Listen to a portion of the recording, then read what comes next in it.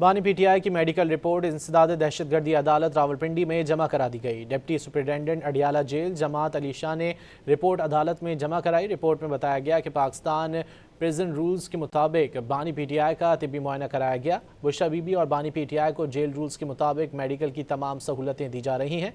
2 रोज़ कबल medical report पेश न होने पर अदालत ने जेल सुपरिटेंडेंट को तौहीन अदालत का नोटिस जारी किया था और आज बानी पीटीआई की मेडिकल रिपोर्ट तलब की थी। बानी पीटीआई की मेडिकल रिपोर्ट इंसदाद दहशतगर्दी अदालत रावलपिंडी में जमा करा दी गई। डिप्टी सुपरिटेंडेंट अडियाला जेल जमात अली शाह ने रिपोर्ट अदालत में जमा कराई। रिपोर्ट में बताया गया कि पाकिस्तान प्रिजन रूल्स के मुताबिक बानी पीटीआई का तिब्बी मुआयना कराया गया। बुशरा बीबी और बानी पीटीआई को जेल रूल्स के मुताबिक मेडिकल की तमाम सहूलतें दी जा रही हैं। 2 रोज़ कबल मेडिकल रिपोर्ट पेश न होने पर अदालत ने जेल सुपरिटेंडेंट को तौहीन अदालत का नोटिस जारी किया था और आज बानी पीटीआई की मेडिकल रिपोर्ट तलब की थी।